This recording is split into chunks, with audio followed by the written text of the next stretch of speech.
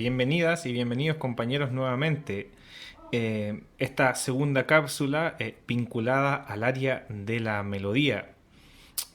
Recuerden que con la profesora estamos separando ambos criterios, uno que tiene que ver con el ritmo y ahora estamos viendo uno que tiene que ver con la melodía, en donde en un comienzo parten separados, pero que al final, por así decirlo, la prueba de solfeo final, se juntan, porque metodológicamente son pasos para llegar a un mismo fin. Acá, como habíamos comenzado, en breves conceptos que nos ayudan a entender el cómo expresar verbalmente las ideas tratadas, empezamos a hablar sobre la materia que ya están viendo en clase, desde cómo se origina el sonido. Pero yo voy a dar un enfoque que está más vinculado al área científica. Dice, el sonido es un evento de la naturaleza que ocurre por el movimiento de una onda motora que viaja a través de un medio elástico, en este caso las partículas de aire, en donde ésta se percibe con distinta altura según con la frecuencia que ésta se mueva. Estamos hablando de la onda. Además de este evento sonoro podemos reconocer cuatro parámetros importantes: la intensidad, el tono, el timbre y la duración.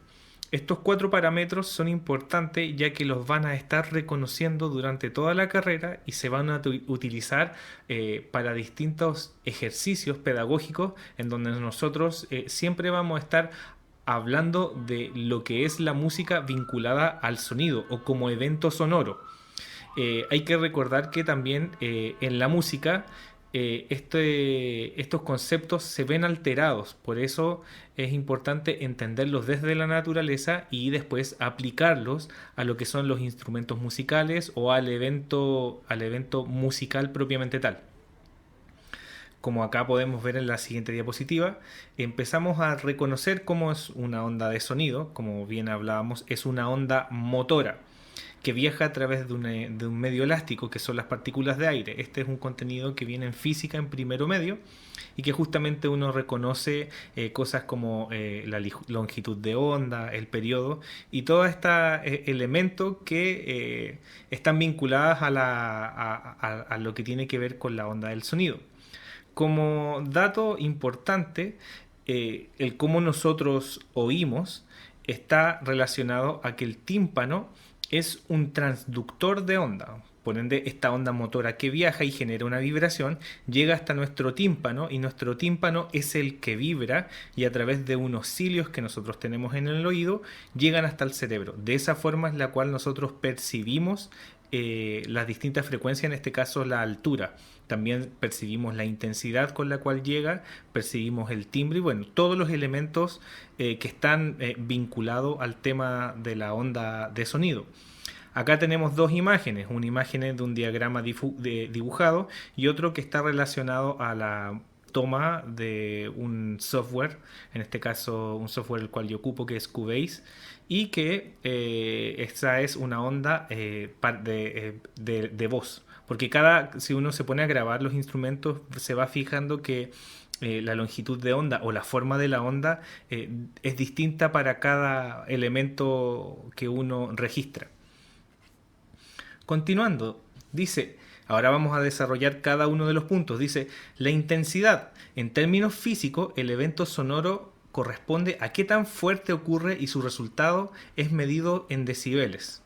Claro, la intensidad está vinculada a qué tan fuerte o qué tan despacio. En la naturaleza, si nosotros hablamos de la naturaleza, si un elemento suena muy fuerte, este va a perdurar mucho más por el tiempo. Pero sin embargo, en los instrumentos musicales uno puede alterar eso. Uno puede tocar de un pianísimo durante mucho tiempo con un arco o con una trompeta. Uno puede hacer un fortísimo y con la lengua cortar el sonido. Pero obviamente, dependiendo del espacio donde estemos tocando, pueden quedar ciertas reverberaciones. Está medido en decibeles. Ese es un elemento que tiene que ver con la física y que no es relacionado a lo musical, pero siempre va apareciendo. Después dice, el timbre está vinculado a la fuente desde donde ocurre el evento sonoro y su material de construcción. Es así como podemos reconocer la diferencia de sonido de una flauta a la de una trompeta o contrastar a la diferencia tímbrica en las voces masculinas y femeninas. Es importante el timbre en varios aspectos, porque claro, nos puede ayudar a percibir como la construcción desde donde uno puede entender el sonido. Acá dice de una trompeta a de una flauta o de instrumento de cuerda o un instrumento de percusión. Pero si uno va más allá en el timbre, hay también cuestiones que tienen que ver con la rugosidad del material desde donde se percibe el elemento sonoro, pero esto está vinculado más al área del sonido físico que de los instrumentos musicales. Hay que destacar que nosotros siempre vamos a estar hablando desde el área de los instrumentos musicales y desde el fenómeno de la música. La duración.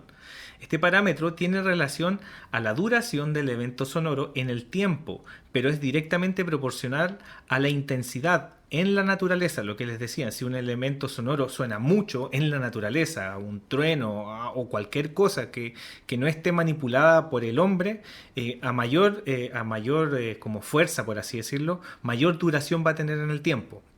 Sin embargo, en la disciplina musical, los instrumentos pueden manejar este parámetro. Es así como lo relacionamos a las figuras rítmicas. Hay que entender que la duración está relacionada a las figuras rítmicas. Se vio en la segunda, tercera clase, en donde uno va cortando, por ejemplo, con una nota sol que la profesora les daba, y ella decía cuánto duraba, y ahí es claro, donde empiezan a hacer, o se empieza a juntar esto del sonido y la melodía con el ritmo. El tono. Y este es el último, porque lo dejé como último, porque esta cápsula está hecha para la melodía. Dice, este criterio tiene relación a la altura percibida por el oído humano.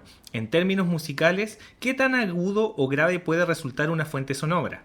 Plasmado en el pentagrama, estos están ordenados en las diferentes claves, en donde los instrumentos con frecuencia más baja van al sector de la llave de Fa y los instrumentos de frecuencia más aguda van a la llave del Sol. Cabe destacar que en términos físicos el oído humano puede discriminar diferentes umbrales y estos son medibles en Hz, teniendo un rango que va desde 20 Hz a 20.000 Hz. Los Hz en el fondo una onda, un ciclo completo, una vuelta, a eso se le llamó un Hz. Por ende, el ser humano puede escuchar desde 20 siglos hasta 20.000 ciclos. Y eso es lo que puede percibir el tímpano. Pero, sin embargo, cuando uno va como cumpliendo ciertas edades, el umbral va disminuyendo. Y claro, hay un rango que tiene que ver con las voces que uno en el fondo termina escuchando como el rango de lo que uno habla.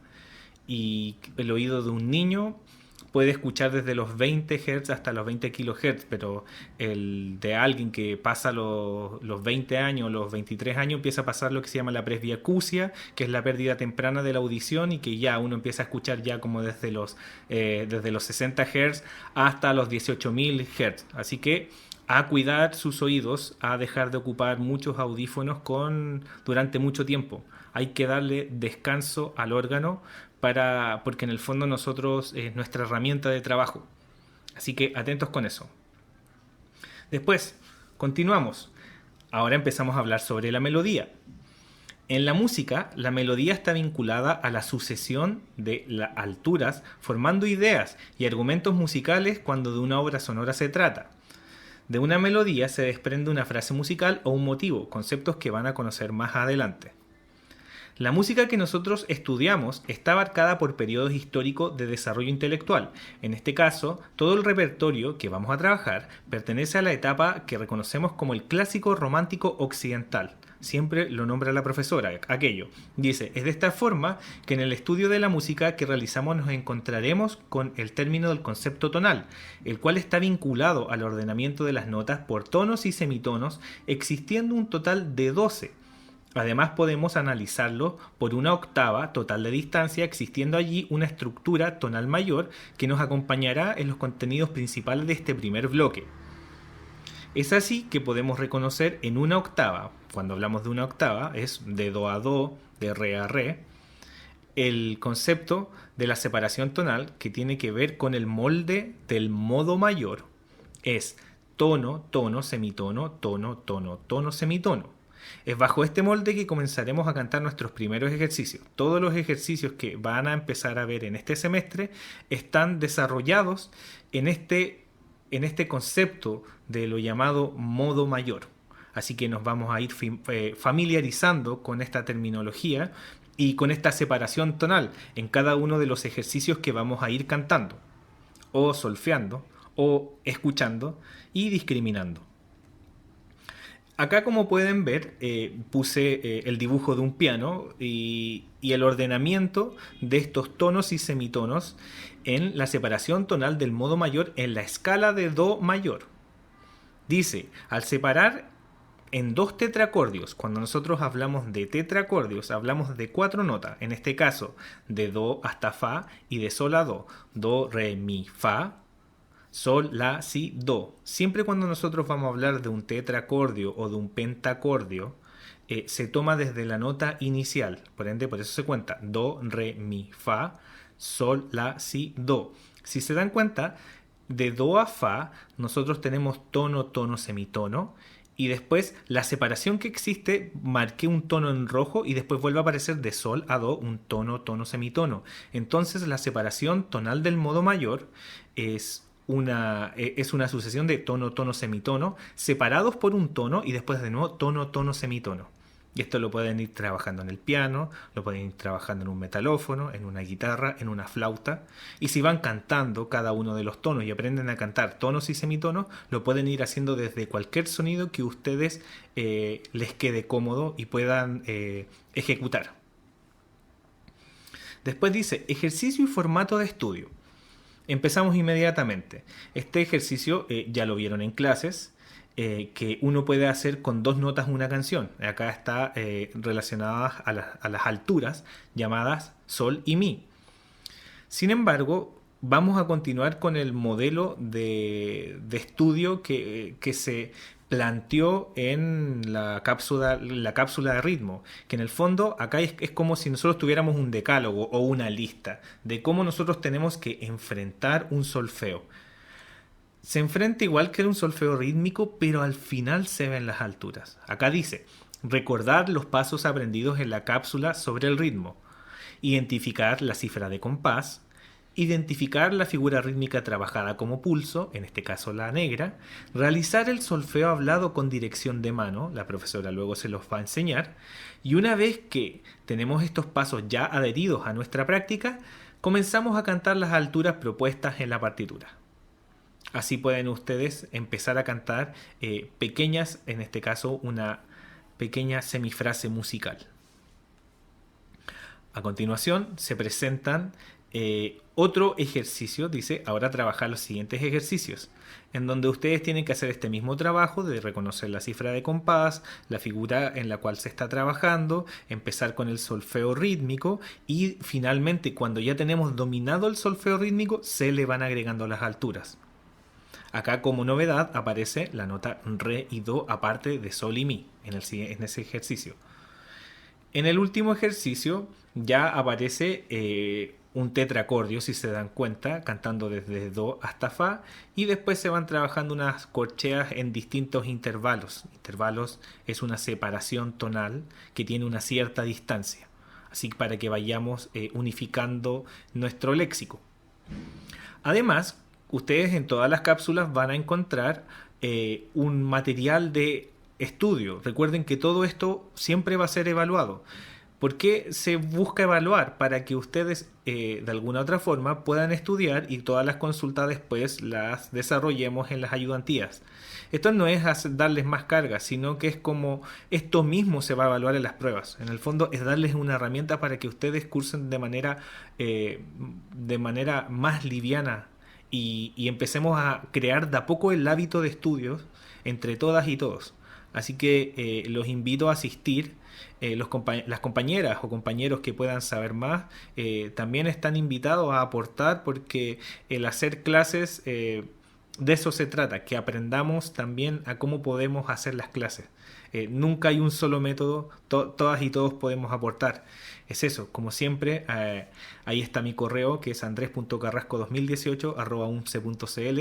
Siempre es muy grato estar haciendo estas cápsulas virtuales para ustedes.